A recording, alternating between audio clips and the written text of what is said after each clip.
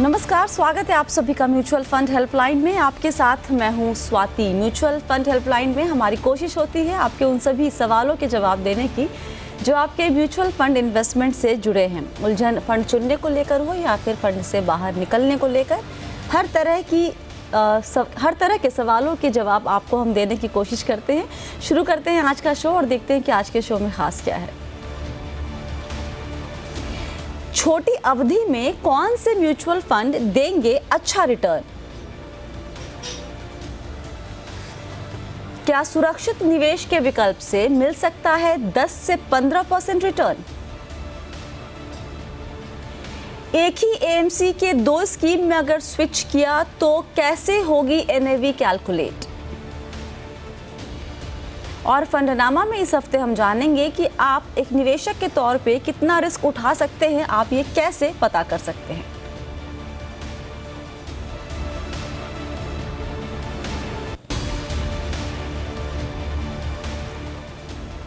और शो में हमारे साथ जुड़ गए हैं investonline.in के फाउंडर अभिनव एंग्रिश। अभिनव, बहुत बहुत स्वागत है शो में। कैसे हैं आप? थैंक यू स्वाति, मैं अच्छा हूँ। आशा करता हूँ आप भी मज़े में हो। जी सर, थैंक यू।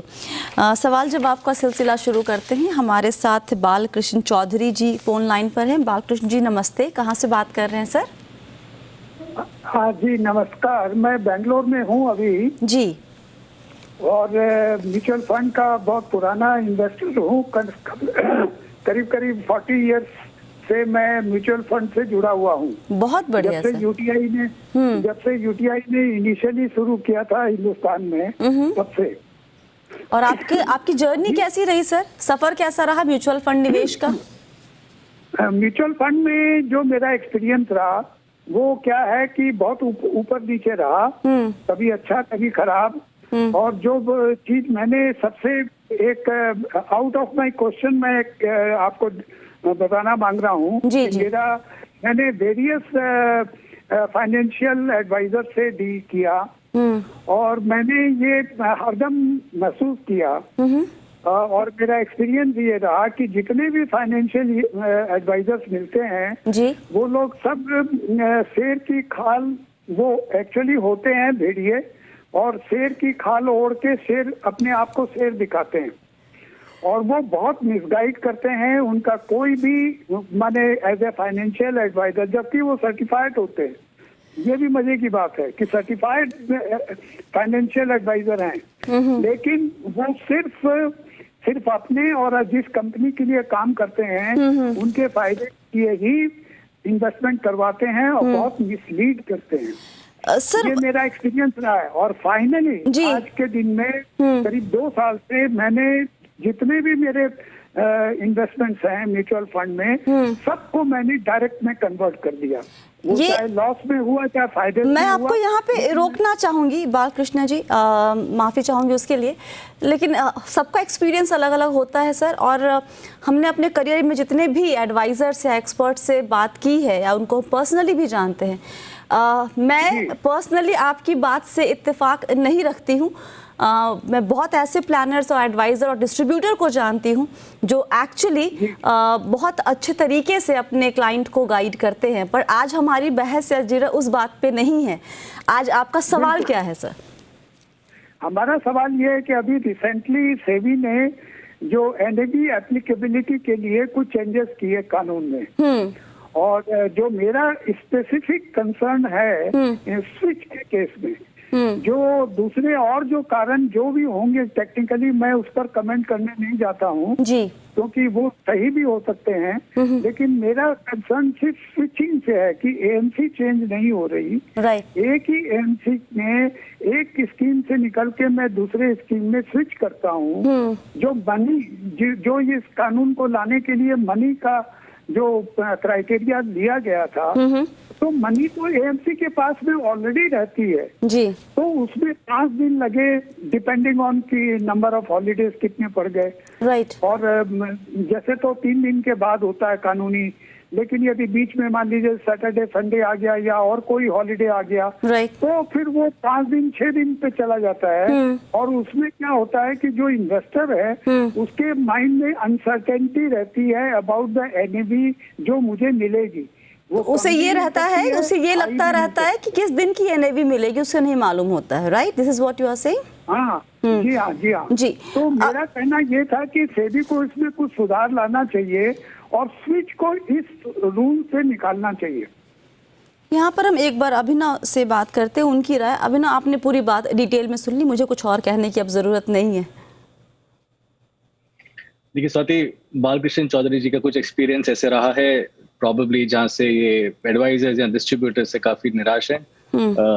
काफी सैड बात है, मैं बोल सकता हूँ, पर पूरी इंडस्ट्री को जनरलाइज करना नेचुरली मैं भी अप्रिशिएट नहीं करता हूँ। एंड ऑफ द डे इनका सवाल देने के लिए भी मैं एक डिस्ट्रीब्यूटर एडवाइजर ही हूँ, तो मुझे पता नहीं कैसे एक्सेप्ट करेंगे। हैविंग सेड दैट, जो उनका क्वेश्चन है वो मैं से डेफिनेटली रिप्लाई करूंगा। देखिए, चाहे एएमसी सेम है, end of the day AMC पे अगर जब आप स्विच रिक्वेस्ट डालते हैं, या वो डेट है या इक्विटी है, एएमसी को वो फंड्स का एक्सेस इमीडिएटली नहीं मिलता है, राइट? अगर आप डेट में भी अगर आप फंड्स ने इन्वेस्ट किए हैं, अगर अपने लिक्विड फंड में है, रिडेम्पशन प्रोसीड्स चाहे वो इन्वेस्टर है वो या एएमसी है, उनको रिफ्लेक्ट तभी होगा जब एक्चुअली फंड्स रियलाइज होंगे। टिपिकली लिक्विड फंड्स में T+1 होता है, ट्रांजैक्शन डेट के नेक्स्ट डे होता है। और अगर एक्विटीज भी करते हैं, चाहे आप खुद करें या एएमसी के थ्रू करें, एएमसी को एक्सेस वो फंड्स T+2 के बाद ही मिलता है। तो ये लॉजिकल बात है, अगर फंड्स अभी रियलाइज नहीं हुए हैं तो एएमसी वो फंड्स इन्वेस्ट नहीं कर सकती है। सो यही कारण है कि आपको एनएवी प्योरली ऑन रियलाइजेशन पे ही मिलता है। ये बहुत फेयर प्रैक्टिस है, रिगार्डलेस आपकी एएमसी सेम है या स्कीम्स उसी एएमसी में भी है। Realisation of funds is more important. In fact ये एक जेन्युइन तरीका है ट्रांजैक्शन करने का।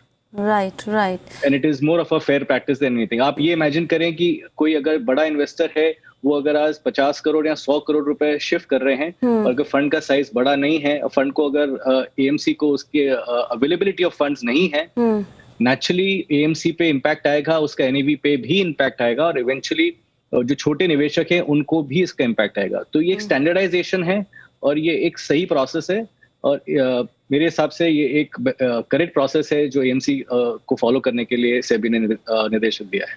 राइट।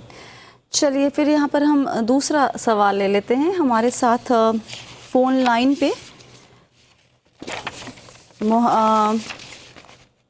मोहम्मद शफी इनामदार जी जुड़ गए हैं। शफी जी नमस्ते। हाँ नमस्ते मैडम जी, बताइए क्या जानना चाहते हैं? सर मेरा सवाल ये है कि हम लोग तकरीबन कौन से फंड में ऐसा इन्वेस्ट करें जिससे अपने को मंथली एक्सपेंसेस 25,000 तक मिले? शफी जी थोड़ा सा आवाज ऊंची करेंगे, मुझे आपकी आवाज नहीं आ रही है। अच्छा मैम, मैं ये कह रहा था कि मंथली एक्सपेंसेस के लिए अपने को 25,000 तक चाहिए, तो आप कोई फंड सजेस्ट कर सकते हैं जिसमें मुझे फंड को प्रॉब्लम ना हो, जिस तरह एफडी होते हैं। एफडी में क्या होता है कि हम लोग एक मंथली इनकम मिलती है, राइट, लेकिन फंड सुरक्षित रहता है। उस तरह भी इन्फ्लेशन रेट जो हाई होने 4.5 इन्फ्लेशन रेट है, और एफडी का रेट जो है वो तकरीबन 5 to 6 है। राइट सर, है ना? राइट जी। तो मुझे ऐसा चाहिए कि 10 to 15% तक कौन सा ऐसा फंड है जिसको आप सजेस्ट कर सकते हैं कि मैं इसमें इन्वेस्ट करूं, मेरे फंड को भी प्रॉब्लम ना हो, और मुझे मंथली एक्सपेंसेस 25,000 मिल सकते। और ये आप जो मंथली एक्सपेंडिचर या इनकम की आपकी ज़रूरत है, वो तुरंत है या फिर वो कुछ सालों के बाद के लिए है? नहीं, तुरंत है मैम, तुरंत। ओके। सेफ्टी के साथ 10 से 15% की रिटर्न की उम्मीद कहाँ तक, कितना रियलिस्टिक है अभिनव? स्वाति, आई थिंक इनामदार जी ने अपनी खुद की रिसर्च भी करी है, क्योंकि उन्होंने बात करी कि FD versus inflation, and naturally FD does not beat inflation, इसलिए वो रिटर्न्स नहीं लाइक मिलते हैं। नेचुरली इसका मतलब है अगर आप कुछ भी इन्वेस्टमेंट करेंगे जिसमें रिटर्न्स स्टैंडर्ड रिटर्न से या बेंचमार्क से ज्यादा हैं, तो आपको वो एक्सेसिव रिस्क लेना पड़ेगा। अगर आप रिस्क लेंगे तो इसे हम हाई रिस्क हाई रिटर्न कहते हैं। उम्मीद रखना कि 10 से 15% शॉर्ट टर्म में रिटर्न्स मिलना, उसका पे आउट भी लेना, एक काफी अनएक्सपेक्टेड सिचुएशन है। नेचुरली रिस्क बढ़ जाता है। मेरे हिसाब से ऐसा कोई फंड नहीं है जो इनको ये गारंटी कर सकते। नेचुरली म्यूचुअल फंड में तो कोई गारंटी ऑप्शन होती भी नहीं है, इसलिए आप देखते हैं जो डिस्क्लेमर्स भी कहते हैं कि पास्ट परफॉर्मेंस में और may not sustain in future. But अगर आप इसको थोड़ी लंबी अवधि के लिए इन्वेस्ट करते हैं, थोड़ी लॉन्गर पीरियड के लिए इन्वेस्ट करते हैं, नेचुरली कंपाउंडिंग इफेक्ट की वजह से आगे चल के आप सिस्टमैटिक विड्रॉल प्लान ले सकते हैं। तो ये एक्सपेक्ट करना कि मैं 25 लाख रुपए इन्वेस्ट करूं और उस पर मुझे हर महीने 25,000 रुपए का रिटर्न मिले, मेरे हिसाब से पॉसिबल नहीं है, जबकि बैंक रेट इटसेल्फ 5 और 6% के बीच में है। तो और अगर रिस्क एपेटाइट नहीं भी है तो मैं कोई इक्विटी इन्वेस्टमेंट्स भी सजेस्ट नहीं करूँगा। तो इनके पास ऑप्शन क्या है? अगर ये किसी फंड में या नॉट इक्विटी में नहीं, लेकिन अगर डेट या फिर हाइब्रिड कैटेगरी में किसी फंड में डाले और वहां से SWP करे, तो यही एक जरिया है इनके पास उस कमाई का। स्वाति, हाइब्रिड में भी नेचुरली इक्विटी एक्सपोजर होने की वजह से एनएवी मूवमेंट्स आ सकती हैं। अब ये अभी इनामदार जी चाहते हैं कि उनकी एनएवी मूवमेंट्स भी नहीं हो, वो स्टेबल रहे और रिटर्न्स आए। नेचुरली वो डेट में भी कंटिन्यूसली एवरीडे प्रोसेस पे नहीं चलेगा कि आपको सेम एनएवी रहेगा और आपको रिटर्न्स भी आएंगे। तो ये शॉर्ट पीरियड में मुमकिन ही नहीं है। अगर ये लंबी अवधि के लिए इन्वेस्ट करते तो मैं काफी ऑप्शन दे सकता था, बट ये पीरियड के लिए 10 to 15% रिटर्न आज के जमाने में एक प्रैक्टिकल ड्रीम है, अगर ये इतने शॉर्ट पीरियड के लिए इन्वेस्टेड है और मंथली पे आउट भी चाहते हैं। शफी जी, क्या है मैम, कुछ ऑप्शन तो दीजिए। कुछ ऑप्शन देखिए सर, आपकी रिक्वायरमेंट जो है ना वो दोनों ही सेफ्टी भी है और 10 से 15% का, तो ये दोनों को अगर आप देखेंगे तो कोई ऑप्शन है ही नहीं, क्योंकि सर सजेस्ट करो ना, लॉन्ग टर्म के लिए है ऑप्शन। लॉन्ग टर्म के लिए अगर है तब हम बात कर सकते हैं। हाँ जी, हाँ सजेस्ट तो कीजिए लॉन्ग टर्म के लिए क्या है। तो लॉन्ग टर्म में कितना लंबा आप निवेश कर सकते हैं शफी जी, पहले ये बता दें हमें। 10 to 15 years। सर हम आपको सलाह तो दे देंगे, लेकिन ये पता है दोनों बहुत ही एक्सट्रीम आप चीज़ें बात कर रहे हैं। एक तरफ आप बात कर रहे हैं कि मुझे तुरंत में चाहिए 25,000 की कमाई और आपको सेफ्टी चाहिए, और फिर आप एकाएक लॉन्ग टर्म पे आ रहे हैं। तो फंड मेरे पास है सर जो लॉन्ग टर्म के लिए मैं डाल सकता हूँ। ओके, 10 से 15 साल के लिए अभिनव सलाह आपकी। सतीव, काफी अच्छा पीरियड है, पूरा क्वेश्चन ही बदल गया जैसे आपने भी बताया। अगर अपफ्रंट फंड्स हैं तो ये अपने पोर्टफोलियो डाइवर्सिफाई करके एक लार्ज और मिड कैप स्कीम चूज कर सकते हैं। टिपिकली कोई ब्लू चिप फंड में इन्वेस्ट करें या मिड कैप स्कीम में इन्वेस्ट करें और 10-15 साल के लिए कंटिन्यूसली इन्वेस्ट करें तो नेचुरली इनकी ड्रीम्स इवेंचुअली अचीव हो भी जाएंगे।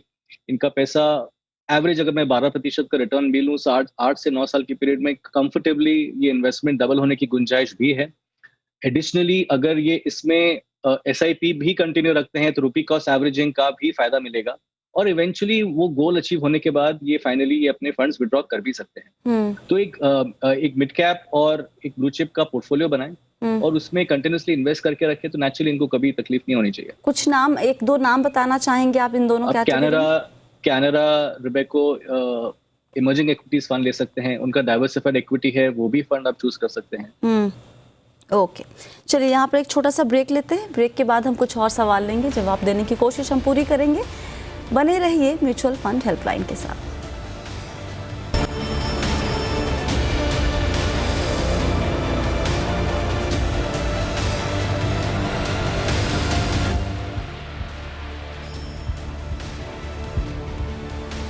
म्यूचुअल फंड हेल्पलाइन में एक बार फिर से आप सभी का स्वागत है। आज आपके सवालों के जवाब दे रहे हैं अभिनव एंग्रिश। अगला सवाल लेते हैं, सोमनाथ दत्ता जी हमारे साथ फोन लाइन पर है। सोमनाथ जी नमस्ते। सोमनाथ जी, हाँ आपको आवाज आ रही है मेरी? हाँ आवाज आ रही है। सवाल पूछिए। जी, मैं अभी सेंट्रल गवर्नमेंट एम्प्लॉय हूँ और मेरी अभी सेविंग 10 लाख रुपया है। बहुत बढ़िया। तो मैं चाहता हूँ कि म्यूचुअल फंड में इन्वेस्ट करना लॉन्ग टर्म के लिए, कम से कम 10 साल के लिए। तो किस सेक्टर में इन्वेस्ट करना या कौन सा म्यूचुअल फंड में इन्वेस्ट करना सही रहेगा? आपने लिखा है कि आपकी उम्र 28 साल है अभी, राइट? जी, बहुत ही अच्छी बात है। आपने इस उम्र में पैसे जोड़ तो एटलीस्ट सेविंग आपने अच्छी कर ली है, ये इसके लिए तो आप बधाई के पात्र हैं एकदम। और ये भी अच्छा है कि अब आगे आपको म्यूचुअल फंड के थ्रू निवेश करना है ताकि आपका वेल्थ क्रिएशन हो। बताइए अभिनव, शुरुआत पहली बार अगर निवेश कर रहे हैं तो क्या कोई एक पर्टिकुलर स्ट्रैटेजी अपनानी चाहिए या फिर किसी पर्टिकुलर कैटेगरी से ही शुरुआत करनी चाहिए? टिपिकली न्यू इन्वेस्टर्स को हम सजेस्ट करते हैं कि वो ग्रेजुअली इक्विटीज में निवेश करे, उसका फ्लेवर आए, जब वो समझ जाए कैसी इंडस्ट्री है, कहाँ आपका निवेश हो रहा है, उसको समझें, फिर जाके थोड़ा अग्रेसिव कॉल्स भी ले सकते हैं। टिपिकली हम रिकमेंड करते हैं कि आप ETFs लें या एक्सचेंज ट्रेडेड फंड्स में लें जो एक इंडेक्स को रेप्लिकेट करता है, जिसमें ज्यादा वॉलेटिलिटी नहीं होती है, एनएवी मूवमेंट कम होती है कंपैरेटिवली, ऐसा नहीं होती है बट कंपैरेटिवली कम होती है। बट इनकी दत्ता जी की एज देख के और 28 इयर्स की एज है, नेचुरली रिटायरमेंट के लिए या लंबी अवधि के लिए इन्वेस्ट कर रहे हैं, मेरे हिसाब से 15 20 30 साल तक इन्वेस्ट कर सकते हैं, तो एक अच्छा इक्विटी पोर्टफोलियो क्रिएट कर सकते हैं। चाहे तो हाइब्रिड से भी स्टार्ट करें या वो ब्लू चिप इन्वेस्टमेंट जैसे लार्ज कैप फंड्स है उसमें इन्वेस्टमेंट स्टार्ट करें। दो ऑप्शंस हैं, या तो ये अपफ्रंट इन्वेस्ट कर सकते हैं या वो एसआईपी के जरिए इन्वेस्ट कर सकते हैं। अपफ्रंट में वो चाहे तो सिस्टमैटिक ट्रांसफर प्लान है जो मैं इनको रिकमेंड करूंगा, जो टिपिकली एक सिस्टमैटिक इन्वेस्टमेंट प्लान के हिसाब से ही चलता है। उसमें निवेश करें तो एक ग्रेजुअल बेसिस पे इनको यूनिट्स अलॉट होंगे ऑन अ मंथली बेसिस, अगर monthly systematic transfer plan choose करते हैं। और कंसिडरिंग कि ये सैलरीड है, इनको रेगुलर इनकम है, जिस स्कीम्स में इन्वेस्ट कर रहे हैं उसमें वो कंटिन्यूसली एसआईपी भी कर सकते हैं। ऐसा रिस्ट्रिक्शन नहीं है कि एक फोलियो क्रिएटेड है सब एसटीपी या अपफ्रंट ही इन्वेस्ट कर सकते हैं। तो ब्लू चिप इन्वेस्टमेंट्स करें, लार्ज कैप करें, जैसे आप एक्सिस का ब्लू चिप फंड ले सकते हैं, कैनरा रेबेको का ब्लू चिप इक्विटी फंड है, आप उसमें इन्वेस्ट कर सकते हैं। उस पर ग्रेजुअली इन्वेस्ट करें, अलग अलग डेट्स महीने में स्प्लिट करके उसमें एसआईपी भी करें। मेरे ख्याल से काफी स्ट्रॉन्ग पोर्टफोलियो बना सकते हैं कंसिडरिंग इनकी एज और जिनका लमसम अवेलेबल कॉर्पस है, और अगर आगे चल के मंथली इन्वेस्टमेंट भी करें।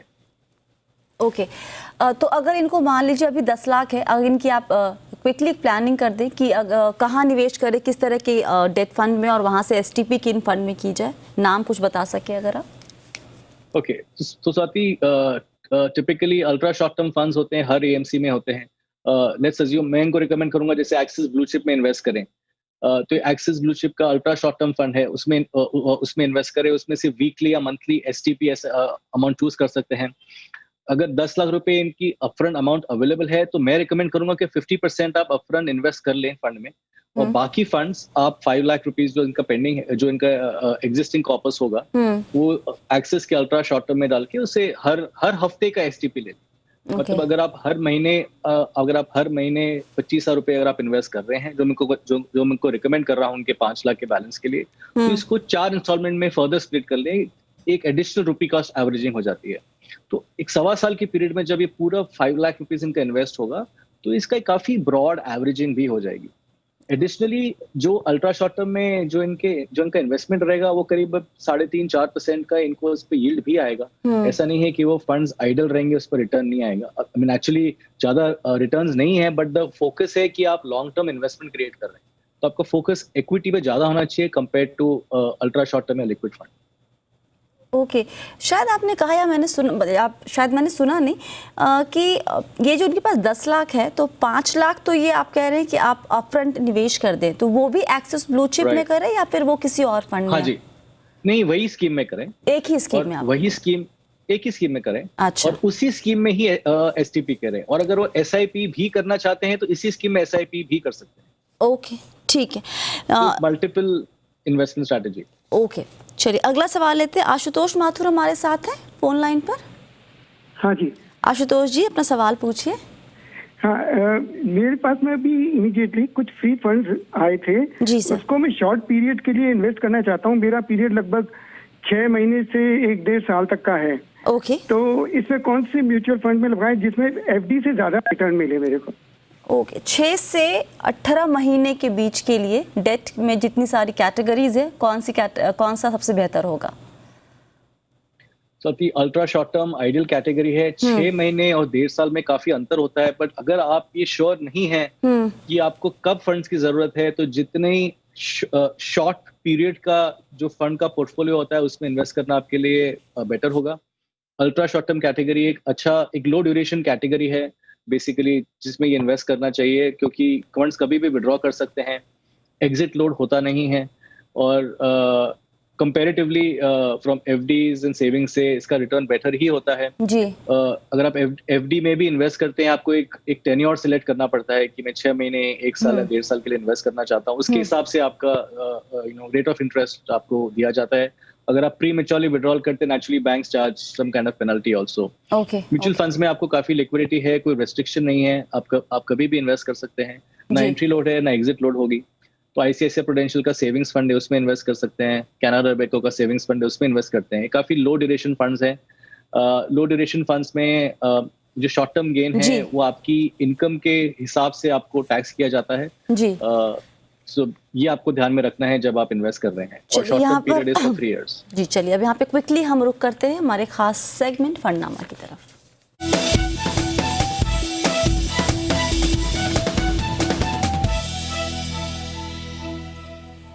इस हफ्ते फंडनामा में अपने एक्सपर्ट से हम जानेंगे कि अगर किसी निवेशक को खुद से अपने रिस्क लेने की क्षमता को चेक करना है तो वो कैसे कर सकते हैं।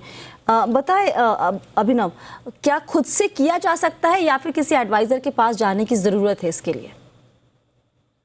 सो एक इजी प्रोसेस है कि आप एडवाइजर के पास जाएं और उनसे अपना रिस्क असेस कराएं। हालांकि हम ये भी रिकमेंड करेंगे अपने व्यूअर्स को कि आप खुद का रिस्क टॉलरेंस भी कर सकते हैं, और एक बहुत इजी प्रोसेस है। इजी इन द सेंस क्योंकि आपसे ज्यादा किसी को नहीं पता कि आपकी रिस्क एपेटाइट क्या है। काफी वेबसाइट से इंक्लूडिंग हमारी जो investonline.in है, अगर आप जाके अपने जो बेसिक क्वेश्चंस को अगर आप आंसर करें तो एक आपको एक डायग्राम दिया जाता है जो आपको बताता है कि आपकी रिस्क टॉलरेंस क्या है, आपको कैसे निवेशक करने चाहिए, राइट।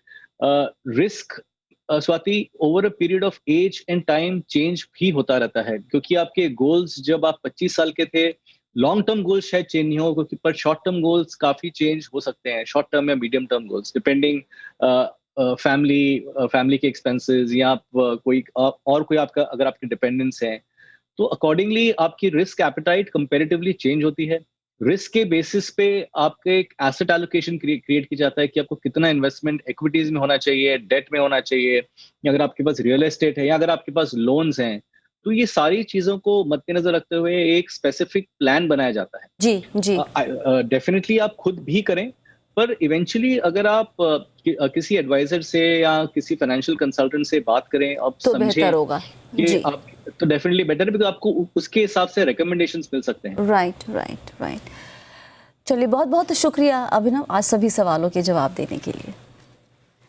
और आपको अपने सवाल हमें जहां भेजने होते हैं वो सब डिटेल्स आपकी स्क्रीन पर है। सवाल जब भी लिखते हैं तो अपना हमें नाम और नंबर ये सब भी भेजा करें ताकि हम आपसे बात कर सकें और आपके सवाल को हम बेहतर तरीके से समझ सकें। फिलहाल के लिए शो में इतना ही। बने रहिए जी बिजनेस के साथ।